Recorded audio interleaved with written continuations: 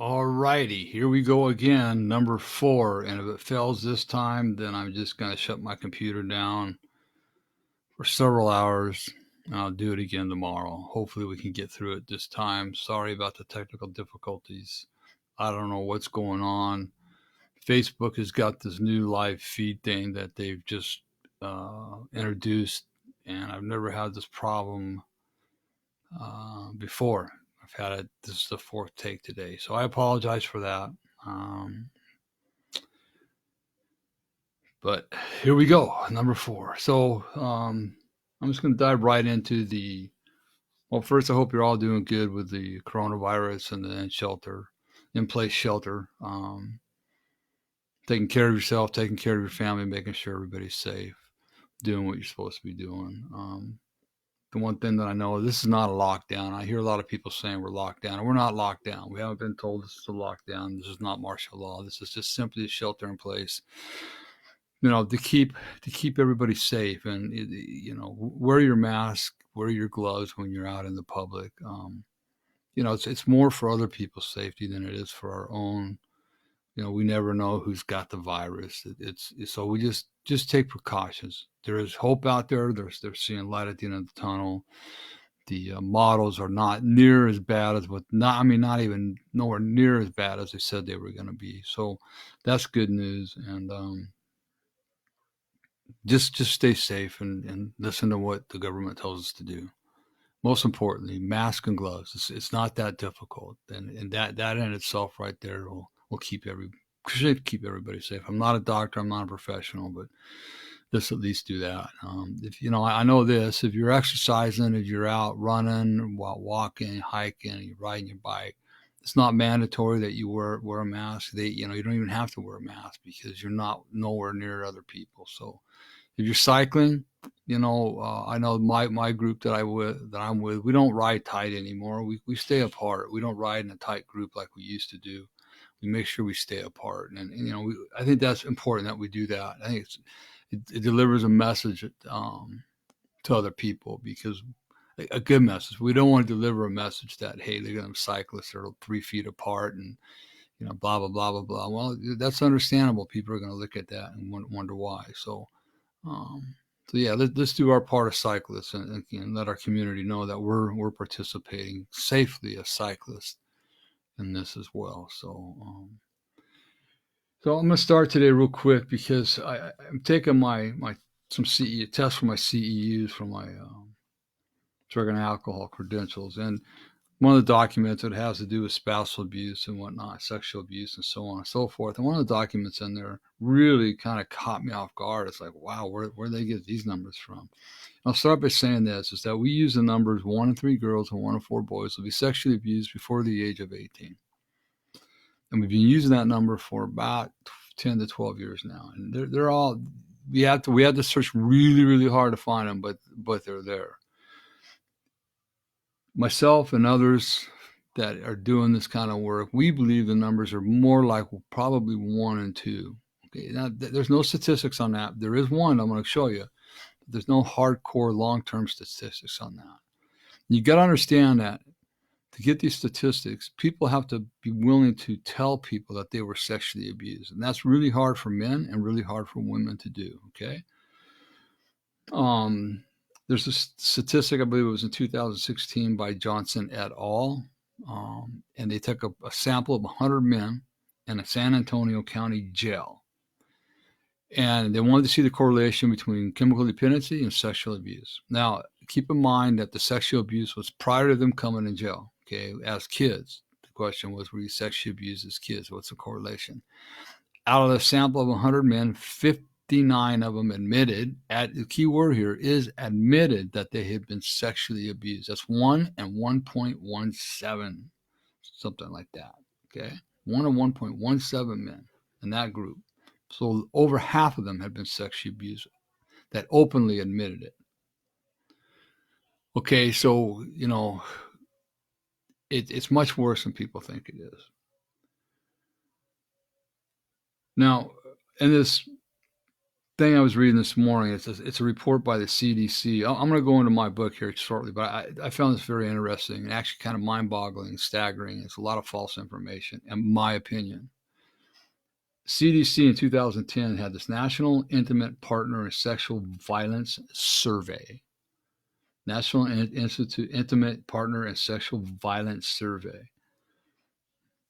They used 16,507 adults, 9,086 women, and 7,421 men was in the samples. They determined that 1 in 5 women have been sexually abused. That's close to 1 in 3. I mean, and this is the one. This is the one that really is staggering. Men, they say 1 in every 71 men had been sexually abused or raped at some time in their life. Now, but I see these kind of statistics all over the internet. There's not one consistent study, right? Not one consistent study that I've seen out there. So that's why we hold fast to 1 in 3 and 1 in 4. It seems to be a very consistent number. John Hopper with 1 in 6 in 1996, in his book, his statistics were back in 1996 for 1 in 6 boys. Okay, so it's hard to tell, but just know that it doesn't really matter if it's 1 in 6 or 1 in 100. One's too many. One's too many to be sexually abused as a child, man or woman. It just doesn't happen. It shouldn't happen at all. So now let's move on to, this is part 2 of last week's live feed, shame and blame, and chapter 11. So I'm going to continue. There's quite a bit in there. I want to continue with that today when I get to it. There it is. Kind of what I left off on was that toxic blame creates victim consciousness. So a toxic blame creates a victim consciousness, which in turn creates victim stories about any and all unwanted circumstances in our life. So what that means is that we become anything that we deem is against us, we become the victim. Oh, it's because this happened to me. You don't like me. There they go picking on me again. See, nobody ever likes me. Okay, so there's a lot. There's a lot that goes on with this victim consciousness. We're victims of everything that happens in our life. I didn't get the job because. I didn't get the raise because. Okay, I didn't get that girl because. I got fired because. Okay, we never know how to look at ourselves. We're always looking outside at excuses and reasons. Always. Okay. What happens is we get stuck in this chronic victim loop. I used to tell Kathy all the time, don't say a darn word to me until you've walked in my shoes. I don't want to hear nothing. If what happened to me happened to you, you'd be doing the same thing. So that toxic blame, always blaming it on everybody else, leads us to that chronic victim consciousness. And no matter what happens, it's just never our fault. We're always blaming it on everybody else, because part of that comes from growing up as a kid. And it might not be the sexual abuse that this is part of. It could be more the emotional and physical abuse, because growing up, we can never do anything right. And so, like Dr. Alan Berger says, men or people, we're always trying to obtain the unobtainable approval of our fathers. So it doesn't matter if they're in our lives anymore. It doesn't matter if they've been an absentee father. It doesn't matter if they've passed away. We're still trying to obtain their approval. And so we can't, in the public's eyes, when mistakes are made, which is just human nature, we can't take blame. We can't claim fault because then we're just proving our perpetrators right. Because here we go again. Now I made him another mistake. You know, and I know what happens every time I make a mistake. I get in trouble. I get told I'm worthless, or I get this, I get that. One of the, whatever it might be. So we just can't take responsibility at all. Number one, we don't want to. It's just that abuse is in the back of our mind. So again, it doesn't matter if sexual abuse is a big part of it, because sexual abuse is like, as we grow older, what did I do wrong? I should have been able to protect myself, right? And so it's common, really common for children that have been abused to adopt that victim mentality. Now, you got to understand that the chronic blaming and victim consciousness is not the same as assigning appropriate responsibility. Appropriate responsibility. And appropriate responsibility comes as we're looking at a situation objectively, analyzing it, and creating an accurate response. Now, there's things that aren't our fault sometimes. Now, I want to say this, and this is really hard for people to chew on, but it's important to realize and kind of grasp, because we have to look deep within ourselves, with the exception of being abused. Okay? With the exception of being abused, we have a part in everything that happens to us in our life. So why we might be in a circumstance and the outcome was not our fault, we did everything right, but we have to look at what could I have done differently to prevent this from happening? What could I have done differently? Not the other person. What did I miss along the way? Maybe it was nothing. Maybe it wasn't. That'd be great if it wasn't. Then again, maybe it is.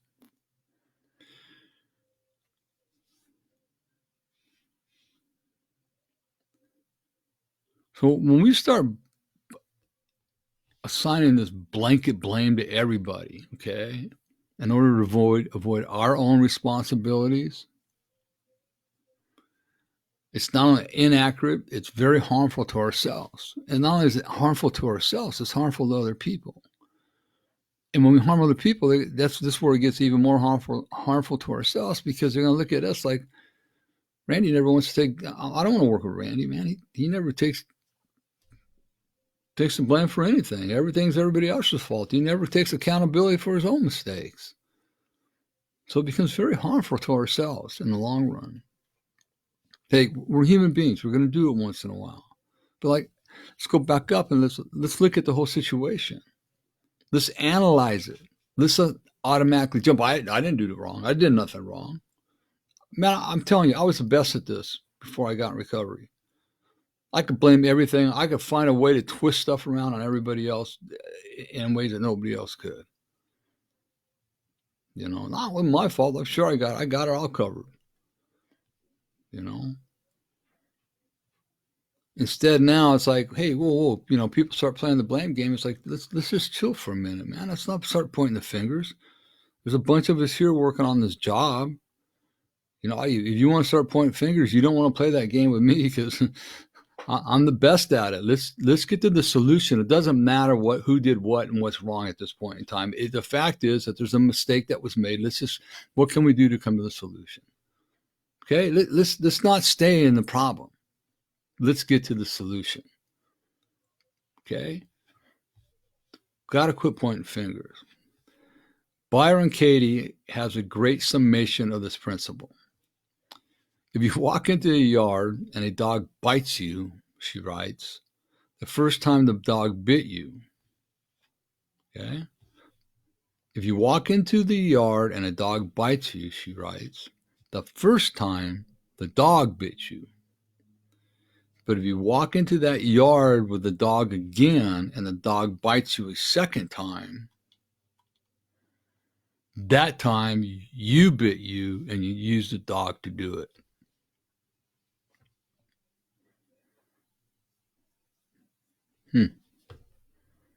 That time you bit you and you used the dog to do it. We're going to make mistakes. Learn from it. I think I can't remember exactly, but a guy's walking down the street and he falls in a hole. All right. Guy does it second day, goes down the street, falls in a hole. Guy pulls him out and goes, "When are you gonna walk down a different street?"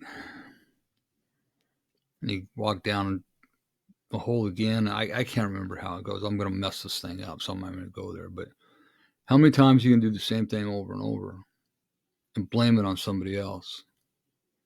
When you know the dog in the backyard is gonna bite you, how many times are you gonna go in the backyard without the owner there and get bit? Domestic violence. When you know that you've got a partner that is abusive when he drinks, especially, and he's going to beat you, and he's done it not once, but he's done it half a dozen times, and you walk back in the house, you abuse yourself and you use your husband to do it, or you use your wife to do it. See what I'm saying? One time, okay. Maybe two, and that's it. After that, the proof is there. Okay. Now, as teenagers and kids, it's a little more difficult. We just can't keep, there's nowhere for us to run. Now, what we can do is change our behavior. But I will tell you that in my case, even changing the behavior didn't work. It didn't matter what. If you have an abusive parent, that's not willing to look at their own issues, they're going to abuse you no matter what. I mean, you could be a straight A student, they're going to find something wrong. They'll find something wrong with the way you got an A. Sorry, parents, it's the way it is. It's the truth. I hear people out there going, "What's wrong with kids today?" Well, mom and dad go look in the mirror. I'm say that outright, and I'd say it in general terms. Not all parents. That does not apply to all parents, but it applies to a lot of parents. They're the problem, and actually, it goes back to their parents, the parents' parents, and the parents' parents' parents. It's a generational curse.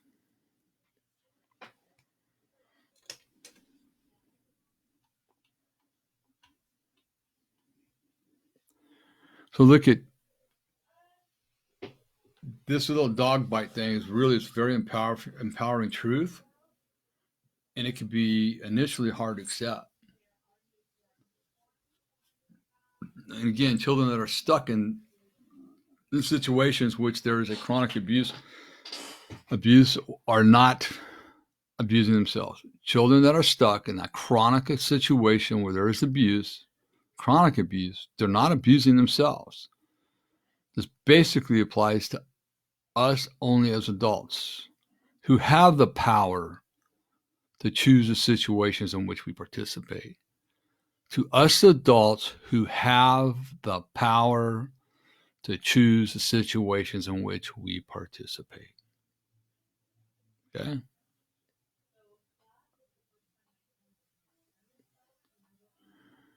When we slip into those toxic blaming patterns and then we get stuck in a victim conscious pattern,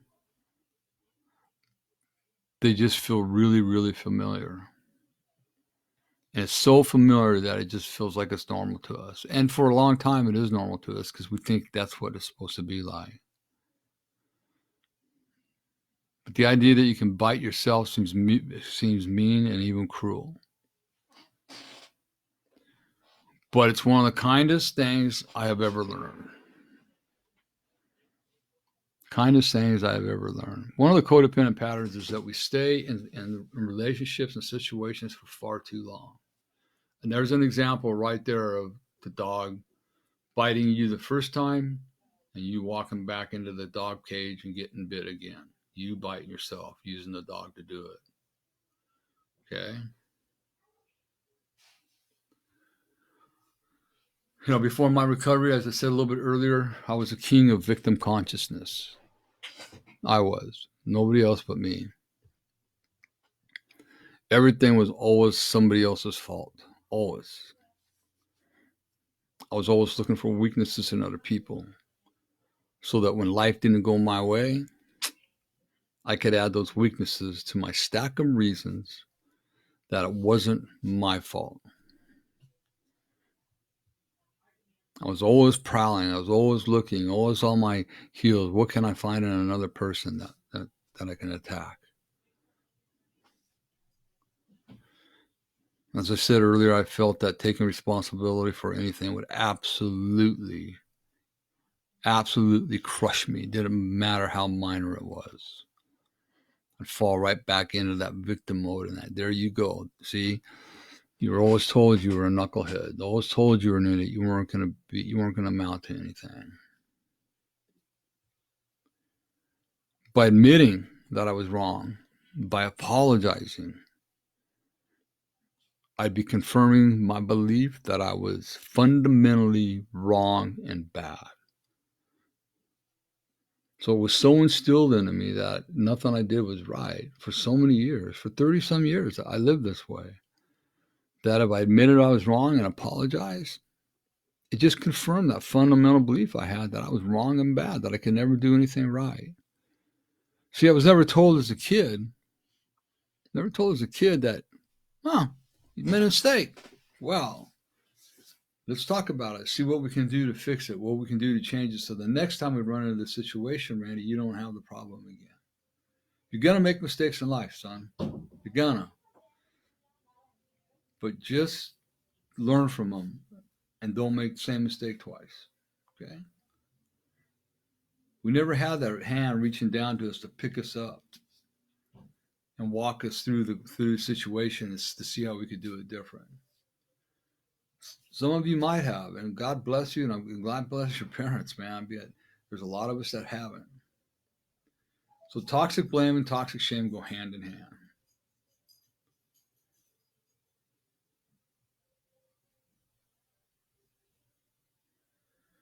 When children are abused, we often go into this toxic shame. We fall into it in order to feel that we have some control over the situation. We have some control over the situation.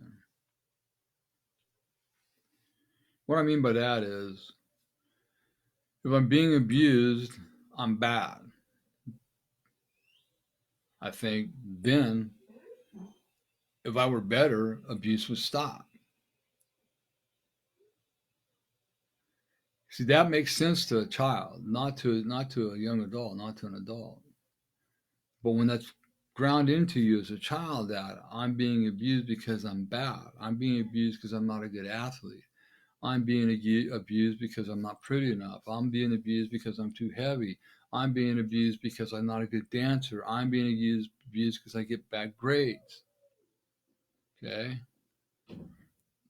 Then all I have to do is be a better athlete, get better grades, okay, lose weight, whatever it is, and all the abuse will stop. And it's a lie.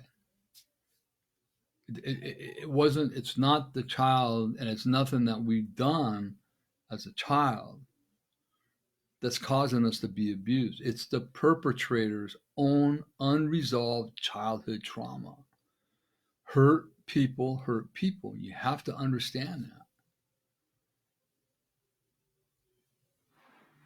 So it's not because we're doing something wrong, or we're not good enough in sports, or we're not this, or we're not that. It's because the perpetrator was abused himself, and the perpetrator never resolved his issues.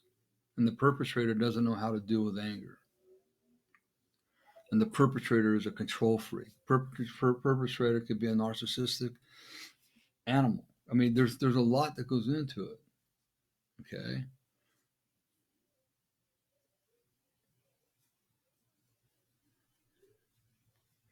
But that kind of thinking, it can become a habit. It's buried so deeply in our mindset, we're no longer aware of it. So what happens is it just becomes the norm. We don't go around consciously thinking this stuff. It's a subconscious level. When I'm working with people, they go, "Well, I don't go around thinking that stuff." I go, "No, I know you don't. No, you don't go around thinking it. It's a subconscious level, and it's just the way that you act on a normal base, on a daily basis. It's just so ingrained in you. It's your normal. It's your normal."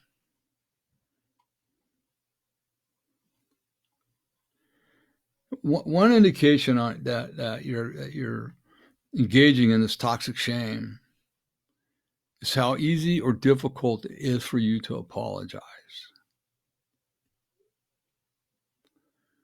When you feel bad about something you said or did, and you have a hard time saying, I'm sorry, it's very likely you've got a big old pile of toxic shame buried inside of you. Because, well, I want to say two things. It's difficult to say I'm sorry if you feel that by doing so, you're admitting that you are a bad person. But think about it another step farther. How many times have you said you're sorry to a perpetrator? Their mom, your dad, whoever it is, and only to say it's not good enough. So why should I say I'm sorry? Because it never worked before as a kid, so I'm not going to say I'm sorry about nothing. Pretty powerful. Because you tried saying you were sorry as a child and it didn't work. In fact, sometimes the abuse might have gotten even worse.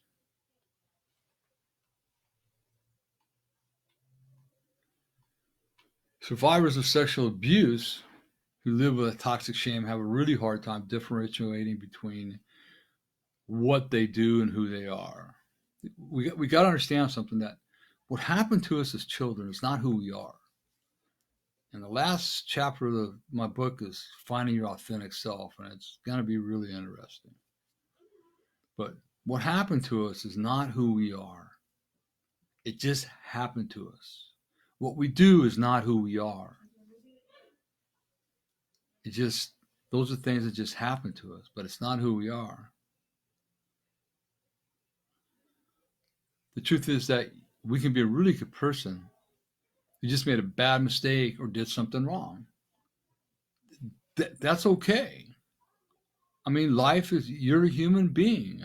I haven't seen nobody walking around with holes in their hands. We're human beings. We're going to make mistakes. And doing something wrong is part of life, part of growing up. Mistakes, bad choices, bad behavior, none of that makes you an immoral person. Okay? None of it does. But the survivors often live in a world in which they are terrified of being bad. All right? I can remember, man, when I thought I was bad and made some mistakes, the shame just ate me up alive, man. I just I cannot walk through it. I cannot get through it. No matter what anybody told me, it's like, just give me another drink, right? Get out of my face. You don't know what I've been through. You don't know how I'm dealing with this stuff. Just give me another drink because it's the only way I can deal with it. Okay. It's that shame that's just so ingrained in you, and when it hits, you could do things every day. You can make mistakes, the same mistake off and on over a 6 month period. It's no big deal. But then one day, it just like it eats you up alive. And we have to know that making mistakes is part of life. What we don't have is we don't have people that understand that. And so when you make a mistake, they want to jump down your throat. They want to get in your face. They want to tell you everything you've done wrong. They don't want to help you resolve the issue. They don't want to show you a better way. And what does that remind you of? They want to get in your face. They want to tell you how bad you are. Oh, you stupid idiot. You made a mistake. You should have done it this way. You should have done it that. Why didn't you do it this way? What does that remind you of? It reminds me of how my stepfather used to be, my mother used to be, okay?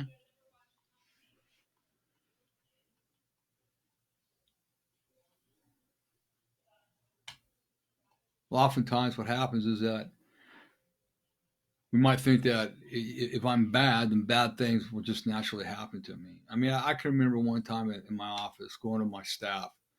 We were doing really well. The business was picking up. It was going really good. And I looked at them. I said, guys, we better be careful. We got to watch out. Why, Randy? What's going on? But things are going way too good for me right now. This should not be happening in my life. And boy, did I set myself up for a big fall.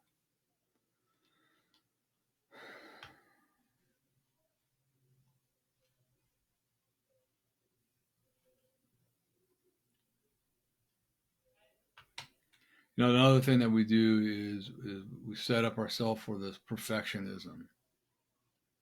That the only way we're allowed to do things is we have to do everything absolutely perfect. The bad things will never happen. The problem with that is that perfectionism, it never works 100% of the time. We're never going to be perfect. I heard a story once, and I had it verified by I think one, that Native American Indians and their artwork, as beautiful as it is, they will purposely create one flaw in their artwork, purposely, and it's really hard to find. But they know it's there, and they do it for a reason. And I remember that when I was building my guitar with my maestro Anthony Arizaga, right? I mean, especially when it got down to the finish work, the fine work on it, I was trying to be so perfect with it, right? And I finally, I just that thought came in my mind. Randy, the Native American Indians, they they're not perfect. They'll leave a flaw in their work, and it's like, so I stopped being so perfect with my work on my guitar. Is it the sound is phenomenal. It's a beautiful sound, like the best sounding guitar I've ever heard. Okay, especially when my maestro plays it. But is the finish on it perfect? No, it's not. But that's okay because it sounds beautiful. So remember, there's a perfect example. What something looks like on the outside isn't always what's going to come out of it, right? Isn't always what's going to come out of it. Remember that when you see people and people are struggling, there's that thing that everybody's struggling. Be careful what you say to people. Okay?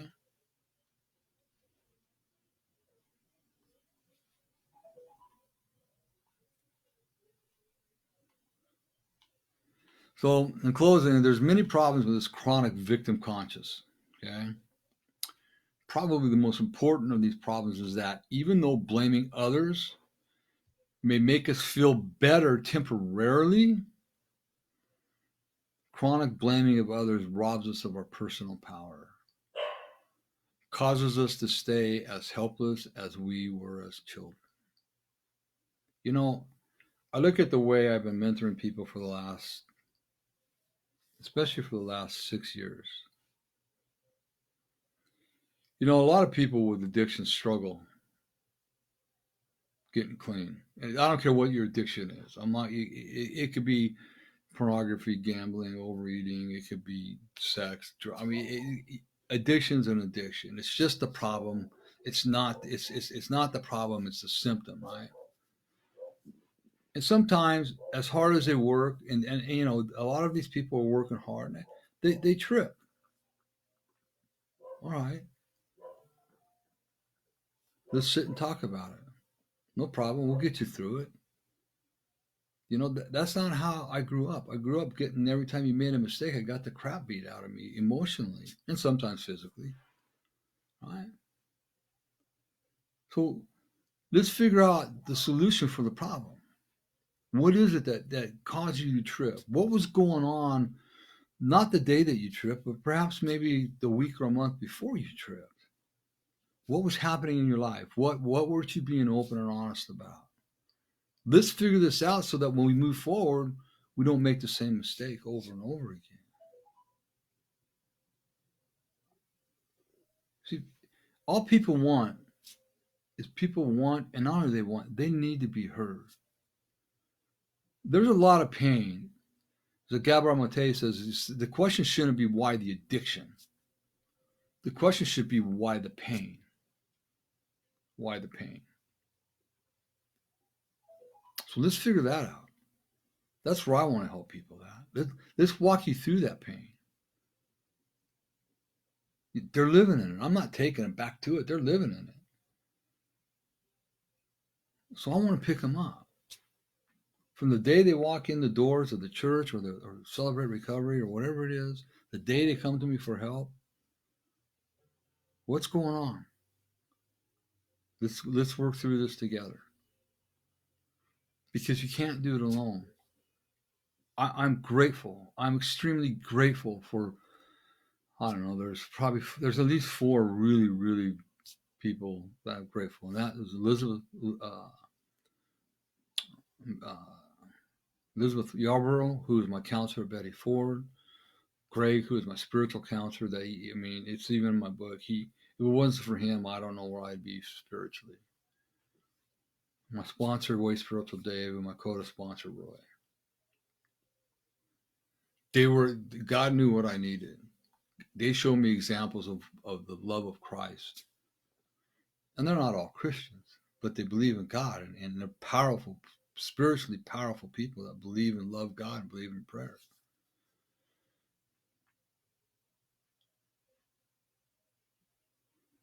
So I understand the victim role. I understand the toxic shame. I've been there. I've lived it. I've done it. And I'm here to help people work through it. I'm seeing amazing transformations in people that Kathy and I have been mentoring. Amazing. All the glory goes to God. All I am is a vessel. Because I've lived it, I've walked through it, I've come out the other side. And God's just given me this calling, this amazing gift. So look at, you're all worth being loved. Okay, you're all worth being loved. Okay, that's it for today. Next week we're going to go on to part 3. Remember about my life coaching, changeyourlifestorynow.com, changeyourlifestorynow.com. Please check it out. Kathy and I do a lot of marriage counseling, couple counseling. Even if not married, we do couples counseling as well. I'm a SYMBIS certified facilitator, and it is an absolutely amazing tool that is like 99.9% correct. It's opening up the eyes of all the couples that we've given it to. It's not a psychological test; it's a life test, and it shows you how much in line or out of line you are. It doesn't tell you shouldn't get married or shouldn't get married. It just shows you where the areas you're going to have to work on. All I can tell you is it's been phenomenal. So Kathy and I do the marriage and couples counseling. We also do individual counseling. I work with addictions, abuse, inner healing, and spiritual healing. That's what all I do. Kathy works mostly with the codependent side of things with women on that. So please check out the website, and if you're interested, just on either the SYMBIS report or any kind of counseling at all, or life coaching, I call it. It's every bit as good. Some say it's even better than counseling. No offense to my friends that are counselors. I love you guys out there. You know that. This just takes it to a different little level. So check out the website. Fill out the contact form. Just shoot it off to me. Let me know what you want, and then I'll get right back to you about setting you up for an appointment, a consultation. I do hourly rates, and I got 3 different package deals. Okay. My book, Healing the Wounded Child Within, it's on Amazon. It's on paper book. It's on Kindle. It's on audiobook, and I'm still writing another. I'm writing another devotional, and you can also get my devotional that I got out now, the 30-day devotional to wholeness, which people are raving about, and the 7-day challenge, which is a workbook with Healing the Wounded Child. Those are also available on Amazon. Okay. Visit our website, courageoushealers.org, courageoushealers.org.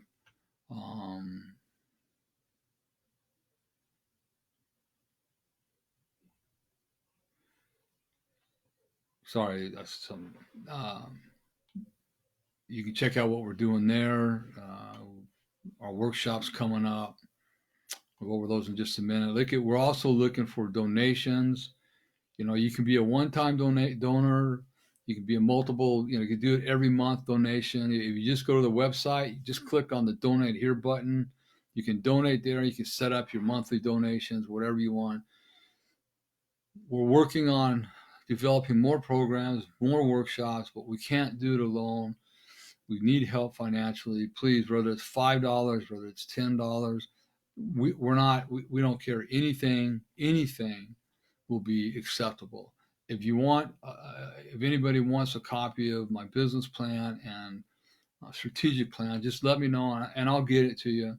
We are a 501c3 nonprofit organization, so all your contributions are tax deductible. Okay. If you give me a donation of $60 or more, I'll send you a signed copy of my book, Healing the Wounded Child Within, and a copy of my 30-day devotional to wholeness. Okay. So we appreciate anything you can give, one time or monthly. Please just search your heart, and this is a much needed foundation. People all over, they're saying, Randy, this is.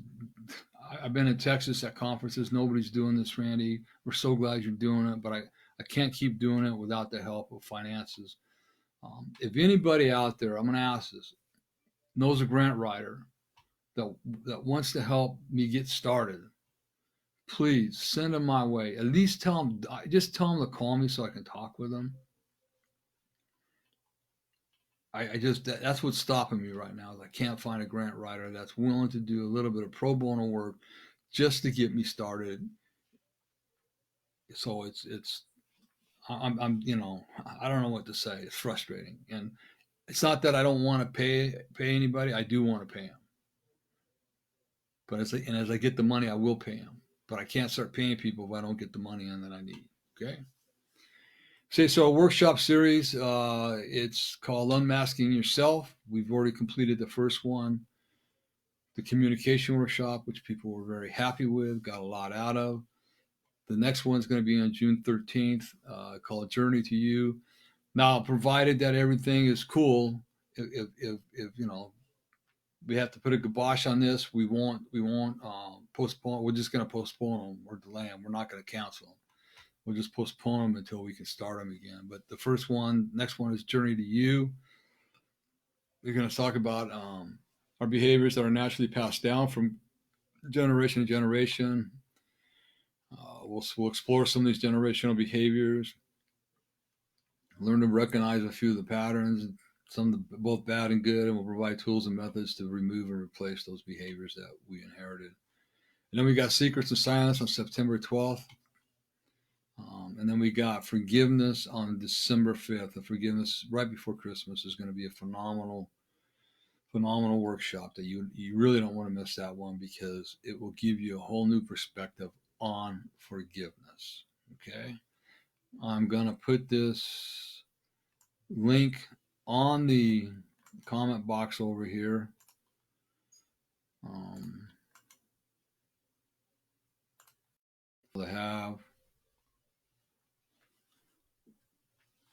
There it is. So if you want it, it's there. Okay. Thanks for those who joined me today. I don't know if I don't know what's going on with Facebook or whatever. Usually I have about anywhere from 5 to 10 people, and I don't see anybody on there, but I don't know that means anything. So with the way Facebook is today. Okay. All right. So remember, and nobody tells you they love you today. Randy does. Be blessed, buddy, and have a super fantastic